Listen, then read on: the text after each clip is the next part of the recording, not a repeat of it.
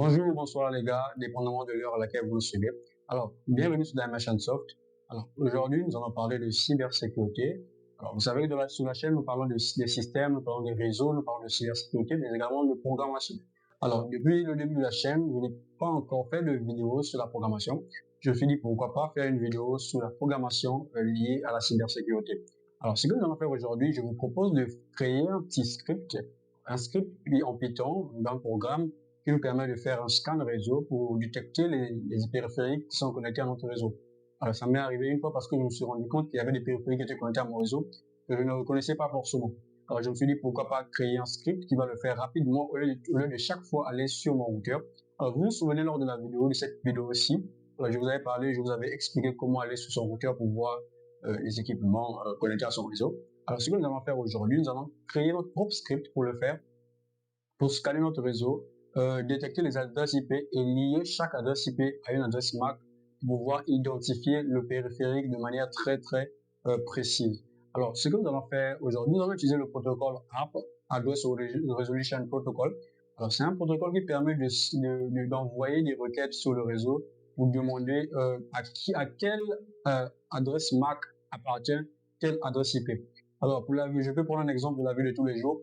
On a un professeur qui a eu un cahier où il y a plusieurs notes, et le professeur voit qu'il y a une note qui est là, qui est destinée à Fatou, mais le professeur ne connaît pas Fatou. Ce que le professeur fait, c'est qu'il crie dans la salle Fatou, mais la personne concernée, ayant le prénom de Fatou, va répondre et le professeur va remettre la copie à la personne concernée. C'est la même chose avec le protocole ARP. Alors, le protocole ARP crie sur le réseau qui a cette adresse, par exemple, et le périphérique concerné dit que moi, je suis telle adresse MAC et je suis celui qui détient cette adresse IP. Alors, ça permet de lier une adresse IP à une adresse MAC. Alors, comme je l'ai dit, l'adresse IP est susceptible de changer parce que aujourd'hui, je peux être connecté avec cette adresse IP et 3 jours plus tard, je change d'adresse IP dépendamment des politiques d'attribution des mots d'adresse par le serveur DHCP. Alors, par contre, l'adresse MAC est une adresse spécifique, est une adresse fixe. C'est l'identifiant de la carte réseau. C'est configuré depuis le fabricant. Donc, à chaque carte réseau a une seule et unique adresse MAC. Bon, quand un ordinateur a plusieurs cartes réseau, on a plusieurs adresses MAC. Mais une adresse MAC caractérise une carte réseau bien spécifique. Alors, il ne suffit pas simplement de connaître l'adresse IP. Le plus important, c'est de connaître l'adresse MAC du périphérique.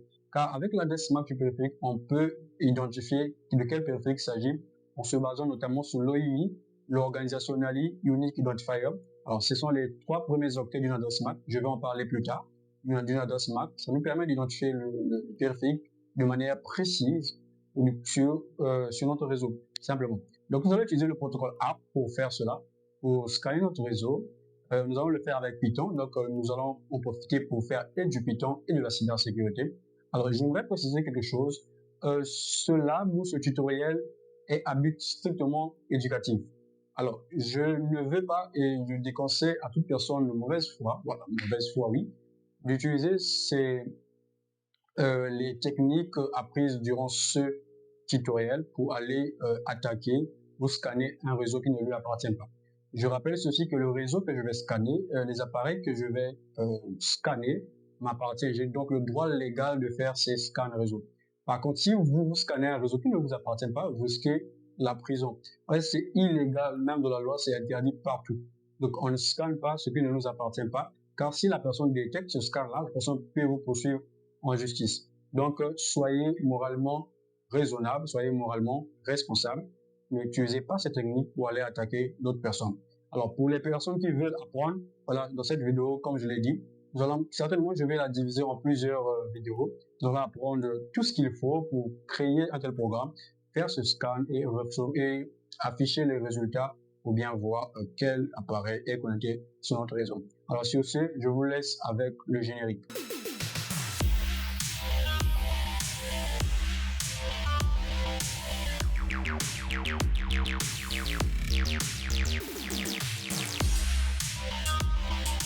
Alors, voici l'architecture que je vous propose. Alors, c'est typiquement le genre d'architecture que vous avez chez vous à la maison, l'architecture de type SOHO, Small Office Home Office. Alors, certainement, c'est ce que vous avez chez vous à la maison avec un routeur qui a été fourni par votre FAI, votre fournisseur d'accès Internet. Et vous êtes connecté certainement par Wi-Fi ou par le réseau sans fil ou même directement par un réseau câblé, par un câble. Parce que dans ce genre d'architecture, le routeur a également un switch, fait également office de switch. Alors là, nous avons un routeur, nous avons un laptop, nous avons un desktop et nous avons un smartphone. Alors, le lien entre le smartphone et le routeur également, c'est un lien sans fil, comme le lien entre le routeur et le laptop. Alors, donc là, nous allons travailler au travers de cette architecture-là pour essayer, nous supposons que nous sommes le 192.168.1.4, donc l'ordinateur à gauche, et nous voulons connaître tous les équipements qui sont connectés au réseau. Alors pour cela, il faudrait d'abord que je donne certaines bases des réseaux informatiques. Alors, ce ne sont pas je ne vais pas expliquer de manière basique comme je l'ai dit, vous devez avoir certaines connaissances déjà en réseau informatique pour pouvoir comprendre ce que nous allons faire aujourd'hui. Connaissances en réseau, connaître la base au moins, connaître peut-être connaissances en programmation également, vu que nous allons faire du Python également, connaissances en sécurité. Bon, je ferai l'effort à chaque étape de donner quelques insights ou quelques précisions ou faire quelques rappels sur ce que nous allons voir. Alors donc je vais donc expliquer quelques bases, quelques concepts importants au réseau, ce qui va nous permettre, qui va nous rafraîchir la mémoire et va permettre également de comprendre ce que nous allons faire à la suite. Alors voici le modèle OSI, le OSI modèle. Alors normalement de nos jours c'est le modèle TCP/IP qui est utilisé, mais le modèle OSI reste le modèle qu'on utilise pour enseigner, pour expliquer, pour concevoir des réseaux. C'est plus pédagogique. Alors, donc, je vais utiliser le modèle OSI pour vous expliquer quelques concepts qui vont nous servir plus tard lors de la conception de notre programme informatique pour scanner notre réseau.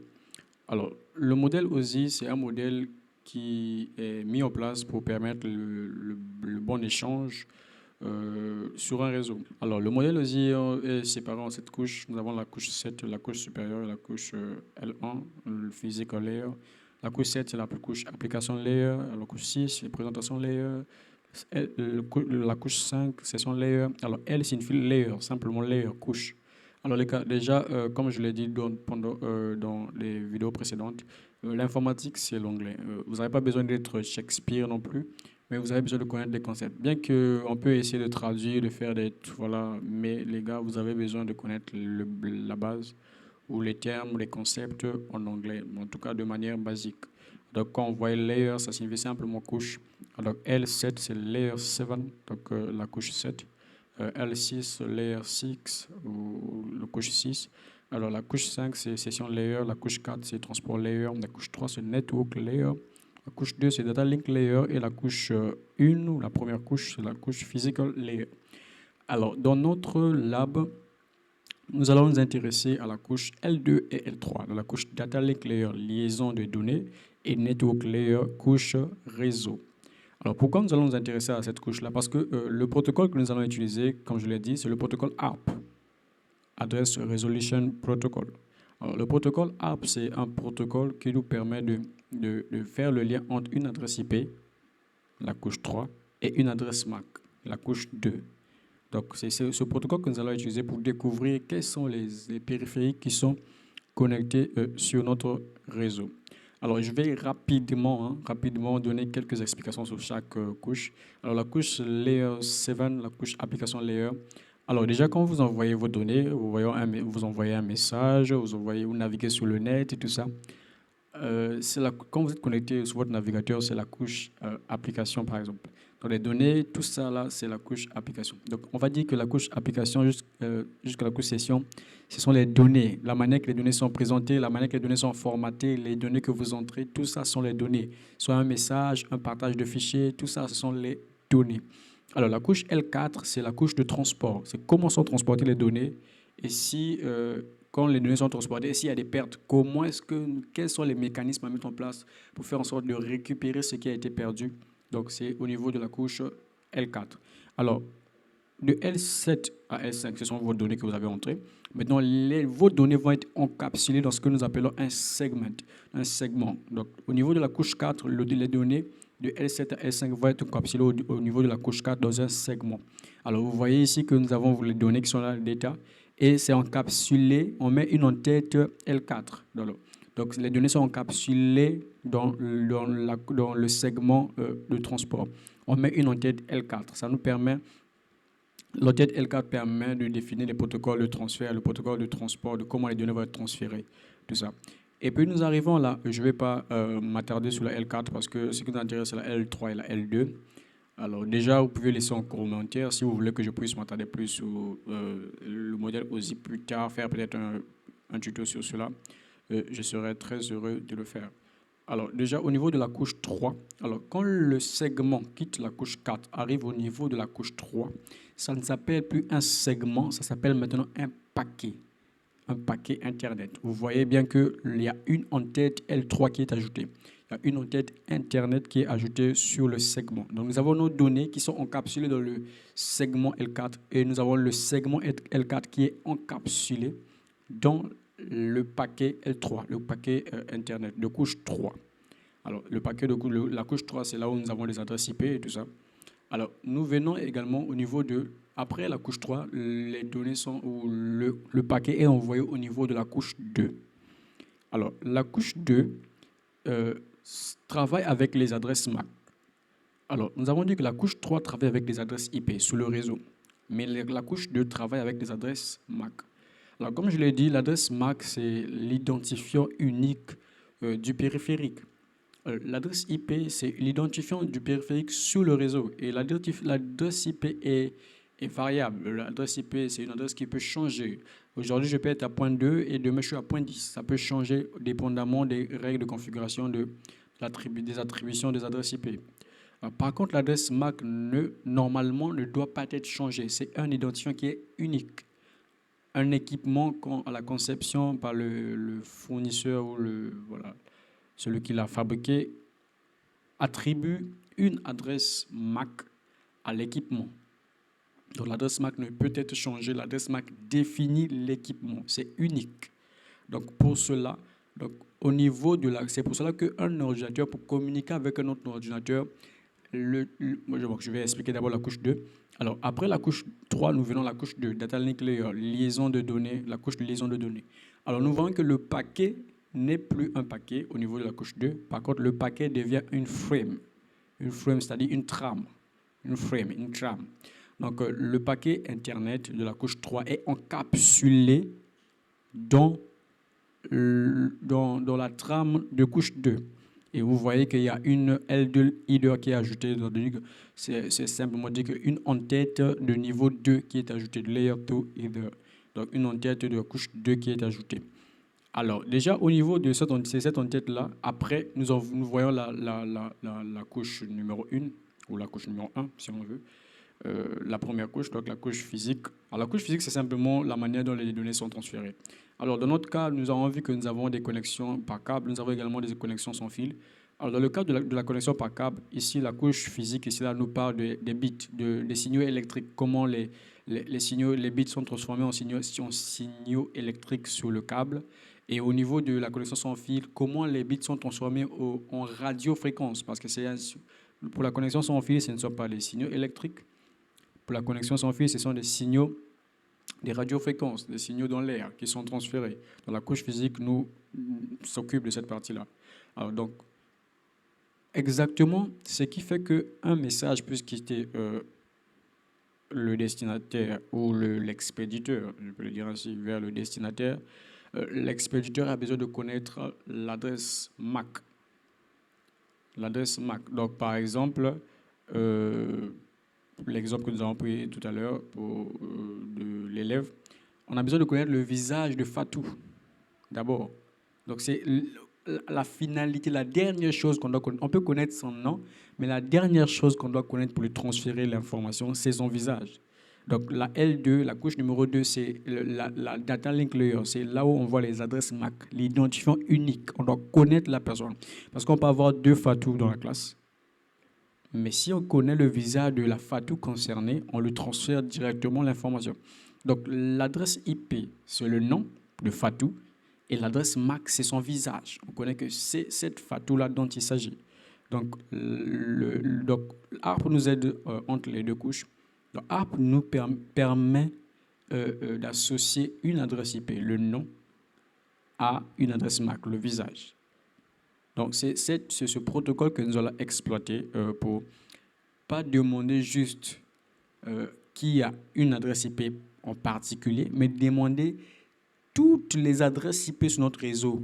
Quels sont les périphériques qui occupent ces adresses IP? C'est ce que nous allons faire. Donc, nous allons être sur notre réseau, nous allons demander quels sont les périphériques qui occupent chaque adresse IP disponible sur notre réseau. Là, nous sommes sur la trame Ethernet. Alors, je vous ai dit que Ethernet, c'était... quand on parle d'Ethernet, on parle de la couche liaison de données, la couche de niveau 2. Donc, cette couche-ci, la couche de niveau 2 data link layer. Alors, c'est la trame que vous allez voir après, c'est cette partie en vert là, L2 header. Donc, c'est l'entête de niveau 2. Alors, c'est cette entête-là qui permet voilà, c'est cette entête-là qui permet de connaître l'adresse MAC de destination, le visage de la personne qui doit recevoir l'information. Dans le cas de notre exemple, bien sûr. Mais dans le cas de l'informatique, ça permet de connaître l'identifiant du périphérique qui a l'adresse IP concernée. Donc, l'identifiant, l'adresse où le paquet doit arriver. Le paquet dans le concept IP. Maintenant, dans le concept de trame, l'adresse où cela va arriver. C'est ça, c'est simplement ça, en fait. Donc, voilà l'entête que vous avez vue en vert dans la couche 2. C'est cette entête-là. Alors, nous voyons que l'entête Ethernet header a exactement 6 champs. Alors, nous avons le premier champ préambule. Bon, je l'ai mis en anglais, évidemment, les gars. Nous avons le premier champ préambule. Alors, le champ préambule est codé sur 7 bytes, pas bits, mais bytes. Parce que 1 byte, un byte égale à 8 bits. Donc, 1 byte égale à 8 bits. 8 bits égale à 1 byte. Donc, nous avons 7 bytes. Et nous avons le champ SFD, Start Frame Delimiter. Alors, c'est un champ qui permet de délimiter le début de la trame et codé sur 1 byte. Et puis, nous avons l'adresse MAC de destination. Vous voyez que là, la trame Ethernet, c'est-à-dire la trame, a besoin de connaître quelle est l'adresse MAC de destination. Où est-ce que cette trame, dans la trame, il y a le paquet, dans le paquet, il y a le segment, et dans le segment, il y a les données. Donc, où est-ce que tout ça, là, au final, ça doit arriver auprès de qui? C'est ça, en fait. Là, et puis, donc, nous sommes bien sur un réseau qui n'est pas routé. Nous sommes sur un réseau local. Nous sommes sur un réseau local. Sur un réseau qui est routé, c'est autre chose. Nous sommes sur un réseau local où on n'a pas besoin de changer de réseau. Toutes ces communications se font sur un seul et même réseau. Donc, nous avons besoin d'une adresse MAC de destination qui est codée sur 6 bytes. Et nous avons également l'adresse MAC source qui est codée sur 6 bytes également. Nous avons le type. Le type, c'est simplement quel est le protocole supérieur, si c'est IP, ARP ou un autre protocole. Et puis, nous avons la Frame Check Sequence. Alors, c'est une séquence de vérification pour voir que les données n'ont pas été corrompues. Alors, voilà que cette entête nous permet de voir que nous avons besoin de l'adresse MAC de destination, que nous avons également besoin de l'adresse MAC source. Donc, ces informations-là et le modèle OSI vont toutes nous servir dans la réalisation ou de la conception de notre programme informatique. Alors, revenons sur notre architecture. Alors, maintenant que nous avons compris toutes ces choses-là, nous avons compris comment les données sont encapsulées et tout ça. Nous avons compris pourquoi nous avons besoin de l'adresse MAC, source et destination. Alors, nous allons maintenant essayer de simuler ce que nous voulons. Alors, vous voyez ici là que je l'ai mis déjà en rouge, le nuage en rouge là, c'est le app request. Alors, app request, c'est la demande app. C'est un équipement qui veut connaître l'adresse MAC d'un autre équipement au travers de son adresse IP. En notre exemple, nous avons notre desktop qui a l'IP 192.168.1.4 et qui veut savoir où est l'IP, quel est l'équipement qui a l'IP 192.168.1.2. Donc, il va envoyer la requête app. Alors, comme il est connecté au réseau au travers du routeur, la requête ne va pas aller directement chez l'ordinateur concerné ou chez le périphérique concerné parce qu'il ne connaît pas quel est le périphérique qui a cette adresse-là.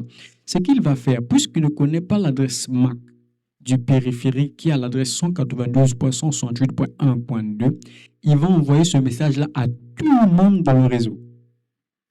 Il va envoyer ce message-là à tout le monde dans le réseau. Mais comme pour envoyer un message, on a besoin d'une adresse MAC aussi. Peu importe à qui tu envoies, que ce soit à une personne en particulier, donc un message unicast ou bien un message broadcast, c'est le type de message qui va émettre un message à tout le monde. On a besoin d'une adresse MAC. Et l'adresse MAC pour les messages broadcast, je l'ai mis à droite, c'est le FF, FF, FF, FF, FF, FF. Donc nous avons à peu près un couple CF. Voilà, c'est ça, un couple CF. Donc FF, FF. Donc, comme il ne connaît pas, quelle est l'adresse MAC quel est l'équipement quelle est l'adresse MAC de l'équipement ayant l'adresse IP 192.168.1.2, il va envoyer le message à tout le monde sur les réseaux. Il va dire, hey, qui a l'adresse 192.168.1.2? Mais il va l'envoyer à quelle adresse? Il va l'envoyer à l'adresse FFFFFFFF. C'est l'adresse MAC broadcast. C'est-à-dire que c'est l'adresse MAC qui est... Si on envoie un message à cette adresse-là, tout le monde sur le même réseau local recevra ce message. Parce que c'est un message qui concerne tout le monde. C'est comme si je sortais... c'est comme ce que j'ai dit tout à l'heure avec le professeur écrit dans la classe. Qui est Fatou? Tout le monde a entendu le message. Et Fatou et les autres. Tout le monde a entendu le message. Mais il n'y a que Fatou qui va répondre. Il n'y a que Fatou qui va répondre. Donc, dans notre cas, notre ordinateur, le 192.168.1.4, va envoyer un message broadcast. Il va dire Who has 192.168.1.2? Qui a 192.168.1.2? On dit tel. Donc, le message dit clairement 192.168.1.4 demande qui a le 192.168.1.2. Ils vont envoyer le message. Le message part. Ça arrive au niveau du switch parce que le lien entre lui et les autres équipements du réseau, c'est le switch. Donc, il envoie le message de type broadcast au switch. Et le switch reçoit le message. Comme c'est un message de type broadcast, le switch va distribuer le message à tout le monde aussi. Parce que c'est un message broadcast. Il va envoyer à tout le monde parce qu'il a reçu un message broadcast. Il va envoyer à tout le monde. Il va dire aussi qui a cette adresse 192.168.1.4 demande qui a l'adresse 192.168.1.2. C'est ce que le switch va faire. Il va envoyer le message à tout le monde sauf à l'équipement qui lui a envoyé le message. Parce que le switch sait que l'équipement qui lui a envoyé le message n'a pas la réponse. C'est pour ça que l'équipement demande. Donc le switch va envoyer le message à tous les autres équipements sauf celui qui a émis le message. Donc voici ce que le switch va faire. Il va préparer ces messages. Il va les envoyer aussi. Vous voyez, il a envoyé aux deux autres. Qui a cette adresse? Maintenant, le concerné, c'est-à-dire que notre ordinateur, notre laptop en haut à gauche, concerné, il dit « Oh, c'est mon adresse ». Donc, c'est comme si on disait « Qui a cette adresse ?» Le switch transmet le message « Qui a cette adresse ?» Et puis, lui, la personne concernée répond « Je suis 192.168.1.2 et mon adresse est le AA, AA, AA, AA, AA, AA. » Donc, l'ordinateur répond non. Moi, je suis 192.168.1.2. C'est moi, c'est moi. Et puis, il va plus répondre en envoyant un switch. Mais il va répondre en envoyant un message unicast. Bon, dans la pratique, il va renvoyer le message au switch. Et le switch va renvoyer à la personne, à l'équipement concerné. Mais dans notre illustration, le message vient directement de lui vers... Parce qu'au final, le message viendra à la personne qui a demandé. Donc, il dit non, je suis 192.168.1.2. C'est moi que tu cherches. Et mon adresse MAC est le suivant. Donc, si tu veux envoyer quelque chose, envoie ça à cette adresse MAC. AA, AA, AA, AA, AA, AA. Les gars, c'est pour ça que l'adresse MAC est très importante. Là, nous sommes au niveau 2. Nous travaillons avec les trames Ethernet. Donc, l'adresse MAC est très importante pour l'échange de données. Donc, ARP. Donc, le protocole ARP nous a permis de lier l'adresse 192.168.1.2, l'adresse IP 192.168.1.2 avec l'adresse MAC AA, AA, AA, AA, AA, AA. Donc, là, maintenant, notre desktop qui a l'adresse IP 192.168.1.4 connaît que pour envoyer un message à 192.168.1.2, il doit l'encapsuler dans une trame Ethernet ayant pour adresse MAC de destination AA, AA, AA, AA, AA, AA. c'est l'adresse MAC de destination. Donc, la trame Ethernet aura pour destinataire cette adresse MAC. Donc, le message va bien arriver à destination au travers du réseau switché parce que nous sommes dans un réseau switché, un réseau en local. Donc, c'est la même chose avec chaque équipement. C'est ce qui se passe dans chaque réseau quand un équipement ne connaît pas l'adresse de notre équipement. Maintenant que notre desktop connaît l'adresse, la prochaine fois qu'il va envoyer, il ne va plus demander où est l'adresse parce qu'il connaît déjà. Il y a ce qu'on appelle App Table. App Table, c'est une table où on fait des liens entre les adresses MAC et les adresses IP. Donc, notre ordinateur a déjà mis à jour sa table app. Le switch également a mis à jour la table app. Donc, prochainement, l'ordinateur ne va plus envoyer une trame vers l'adresse broadcast FFFFFFFF parce qu'il ne connaissait pas avant l'adresse MAC du destinataire. Maintenant, directement, l'adresse MAC de destination dans la trame Ethernet sera directement l'adresse MAC de notre ordinateur, de notre laptop. Alors, ça, c'est ce qui se passe normalement avec le protocole app pour lier une adresse IP à une adresse MAC. Maintenant, ce que nous voulons faire, nous ne voulons pas connaître simplement qui a telle adresse. Nous ne voulons pas connaître l'identité, l'identifiant du périphérique ayant une adresse en particulier. Nous voulons connaître sur notre réseau tous les équipements ayant une adresse sur notre réseau. Alors, si une adresse est prise, c'est qu'il y a un équipement qui occupe cette adresse. Donc, l'équipement est donc connecté à notre réseau. Donc, ce que nous allons faire ici, c'est que au lieu d'envoyer juste une requête, disons, qui a l'adresse 192.168.1.2, vu qu'on connaît que notre réseau est le 192.168.1.0/24, et nous connaissons que la première adresse utilisable est le point 1, parce que le point 0, c'est l'ID du réseau, et la première adresse utilisable est le point 1. Nous savons également que la dernière adresse utilisable est le point 254, parce que la 255, c'est l'adresse de broadcast. Ça permet aussi d'envoyer des trames par broadcast à l'adresse broadcast. Alors, ce que nous allons faire, nous allons dire, de 1 à 254, nous allons envoyer des messages sur le réseau. On va dire qui a 1, qui a 2, qui a 3, jusqu'à 254, parce qu'on veut connaître tous les périphériques qui occupent, toutes les adresses qui sont occupées. Donc, si on n'a pas une réponse pour une certaine adresse, c'est que le périphérique, l'adresse n'est pas occupée, c'est qu'il n'y a aucun périphérique qui occupe ce réseau, cette adresse, autant pour moi. Donc, si on envoie des requêtes sur toutes, pour poser les questions sur toutes les adresses de 1 à 254, et nous avons des réponses pour la première adresse, dans le point 1 et le point 2, et nous n'avons pas les réponses pour les autres adresses, on va se dire finalement que nous n'avons que 2 équipements sur notre réseau à part nous. Parce qu'il y a le point 1 et le point 2 qui ont répondu. Donc, c'est ce que nous allons faire. Donc, nous allons faire ceci. Notre programme informatique va faire ceci. Va faire en sorte que la question app, le app request, soit envoyé en broadcast pour demander qui a point 1, qui a point 2, qui a point 3, qui a point 4, qui a point 5, qui a point 6, jusqu'à point 254. On va connaître tout le monde. Maintenant, on n'aura pas les réponses pour toutes les questions parce que, à moins que toutes les adresses soient occupées. Mais sinon, quelques adresses seront occupées et ce sont ces équipements-là qui répondront non. Moi, je suis point 1, moi, je suis point 2, moi, je suis point 3, moi, je suis point 4. Alors, le point 1, souvent, c'est le routeur. Souvent, c'est le point 1. Souvent, c'est le point 254. Donc, c'est soit la première adresse, soit la dernière adresse. C'est souvent la passerelle par défaut qui occupe soit la première adresse, donc 192.168.1.1, soit la passerelle par défaut occupe la dernière adresse, donc le 192.168.1.254. Donc voilà, je voulais éclaircir sur ces choses-là. Comme ça, quand nous allons passer à la conception de notre programme, nous savons exactement ce que nous voulons.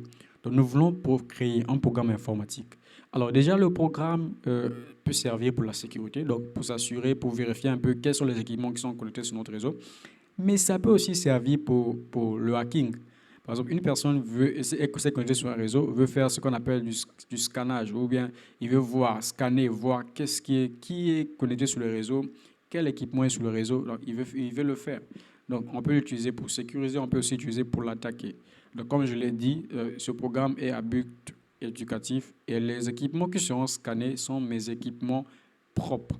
J'ai le droit légal de scanner ces équipements, j'ai le droit légal d'attaquer ces équipements-là. Donc, évidemment, chacun est responsable de ses actes. Donc, vous n'avez pas le droit d'attaquer un équipement qui ne vous appartient pas, c'est illégal. Vous risquez d'aller même en prison pour cela, les gars. Donc, c'est à but éducatif simplement. Donc, maintenant, nous allons passer à la conception de notre programme informatique. Donc, nous allons désormais commencer à concevoir notre code. Alors, nous voilà sur notre machine Ubuntu.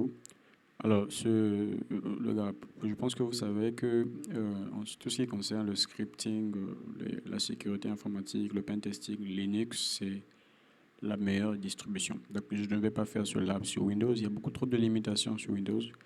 Alors, je vais le faire sur la distribution idéale serait Kali Linux. Mais je le fais sur Ubuntu pour donner un peu plus de, je sais pas, de lassitude, si je peux le dire ainsi. Je pense que tout le monde peut-être ne maîtrise pas très bien Kali Linux.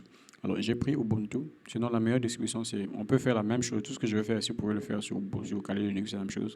Donc, j'ai choisi Ubuntu. En plus, j'aime le design, voilà, j'aime la distribution. Donc, ce que nous allons faire, nous allons premièrement télécharger l'éditeur de texte. Alors, pour coder, on a dit que notre code, nous allions le faire en Python. Donc, nous allons utiliser un éditeur très adapté pour Python. Je sais qu'il y a beaucoup d'autres éditeurs. Il y a même des gens qui utilisent Sublime Text. Il y a VS Code. Mais pour Python, je vous conseillerais de télécharger PyCharm. Alors, PyCharm, on va juste euh, sur Firefox, on tape PyCharm. Nous avons, voilà, on rentre sur le lien de PyCharm et on télécharge simplement. On télécharge simplement ici. On vient juste ici, on clique sur Download. Nous sommes sur Linux, donc on télécharge Download et ça s'enregistre sur notre répertoire. Alors, une fois PyCharm téléchargé sur notre ordinateur, on vient donc de la barre de Download, de le répertoire Download, donc on ouvre l'explorateur de fichiers. Alors, sur l'invite de commande, bon, je sais pas, l'explorateur ne s'ouvre pas, je sais pas pourquoi. Bref, anyway, on va utiliser l'invite de commande. Donc, je viens sur l'invite de commande, sur le terminal, plutôt, le terminal. Je vais clear tout ça. Ok, donc je vais voir d'abord où je suis, je suis dans Ubuntu, et je suis dans le répertoire normal. Donc, je vois ls, je vois qu'il y a download, je vais essayer download, c'est download.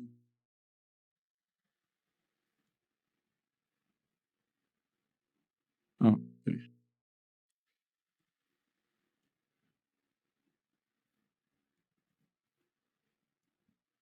Download. Ok, ls. Ok, je vois qu'il y a. Bon, je l'ai déjà déplacé, mais vous l'aurez certainement dans le répertoire download. Ce que vous devez faire, vous devez juste le prendre, le move et le mettre dans le répertoire, celui-ci. Alors, je le mettre dans ce répertoire-là. J'aime bien mettre les applications que je télécharge. Vous pouvez laisser sur download. Ça, c'est pas obligatoire ce que je vous dis. C'est pour ça que c'était pas obligatoire que ce soit dans le download quand je vous ai fait la démonstration. Vous pouvez le laisser dans download, tout simplement. Mais moi, j'utilise plutôt Opeti, optional, pour installer les applications optionnelles. Donc, je les move à l'intérieur de Opeti et puis je les dézipper à l'intérieur. Alors, une fois que vous avez dézippé, bon, je vais rentrer dans Opeti. Une fois que vous avez dézippé, vous aurez ceci. Ça, c'est la version zippée. Ça, c'est la version dézippée.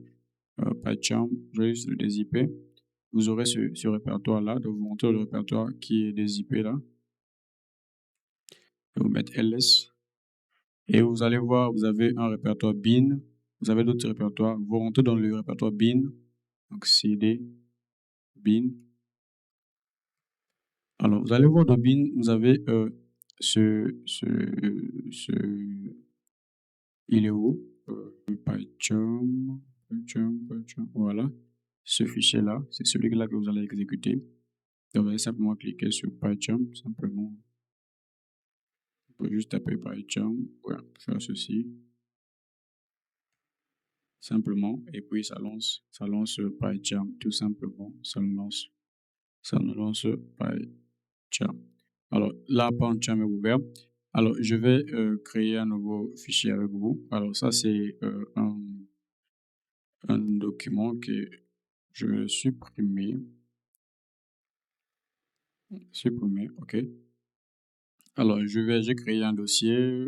Bon, c'est là où je stocke souvent euh, mes, mes scripts de sécurité ou de hacking. Parce que je fais aussi du hacking éthique. Voilà. Alors, je vais créer un nouveau fichier. Je viens tout simplement ici. Je viens sur Python File. Je vais l'appeler Network Scanner. Network Scanner. Ok, j'enregistre. On me dit si je vais ajouter dans le répertoire Git, dans le repository Git. Oui, parce que ce répertoire est configuré dans Git.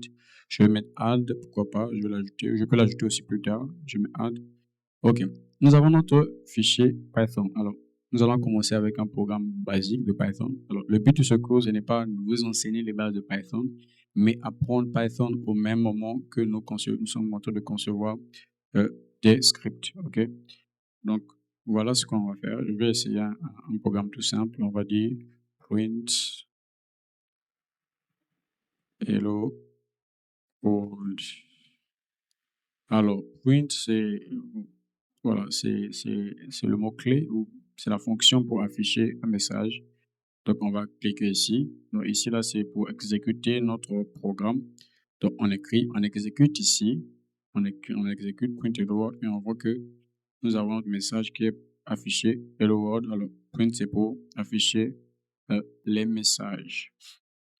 Alors, comme nous avons dit, notre but ici, c'est de pouvoir créer un programme qui va envoyer des requêtes ARP sur tous les équipements connectés au réseau. Alors pour ça, nous avons vu que lors de l'explication que nous avons besoin des trames Ethernet, parce que nous avons besoin des adresses MAC, nous avons besoin également de créer une requête ARP. Donc nous avons besoin de trame Ethernet et de créer une requête ARP. Alors la requête ARP sera contenue dans la trame Ethernet.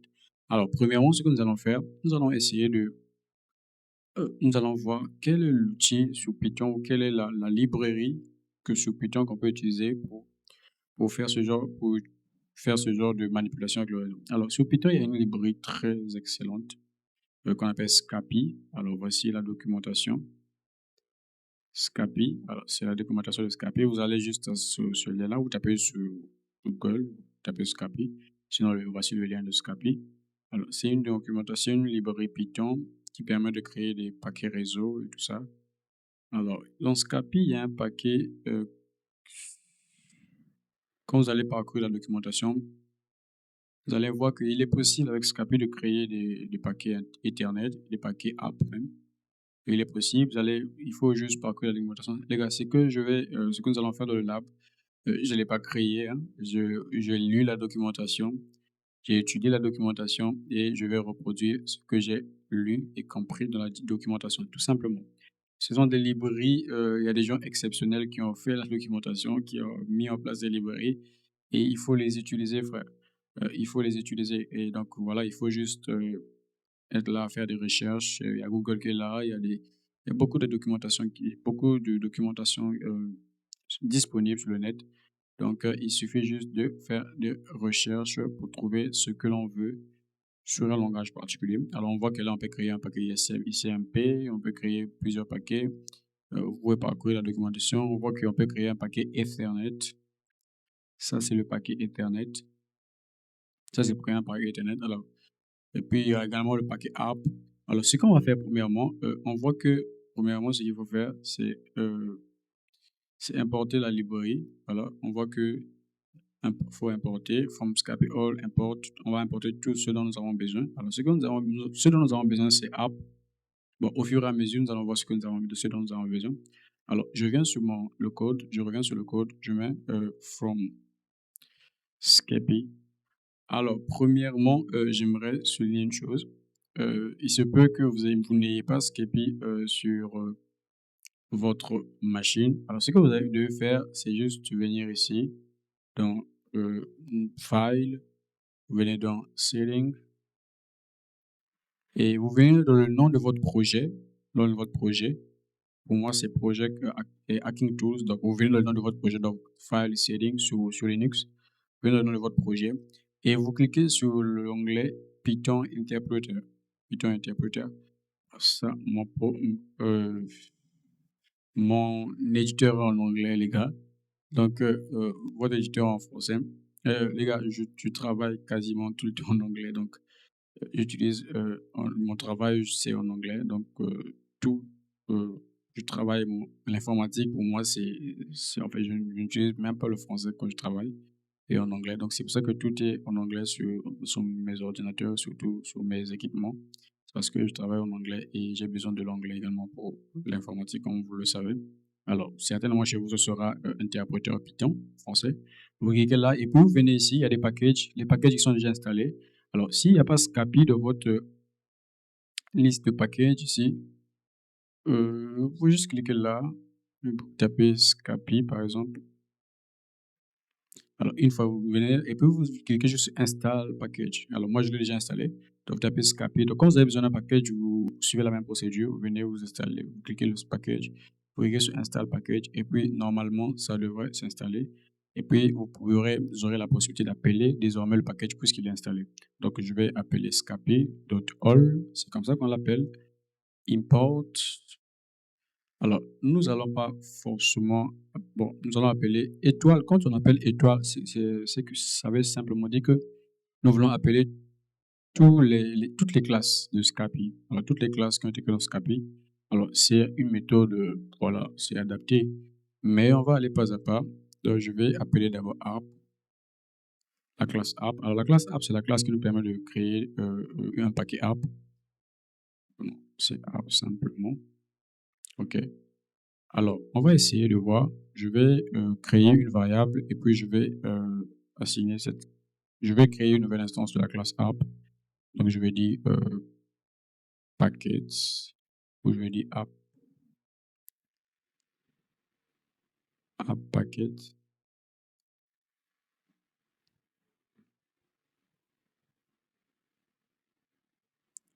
Et puis, je vais dire simplement égal à app.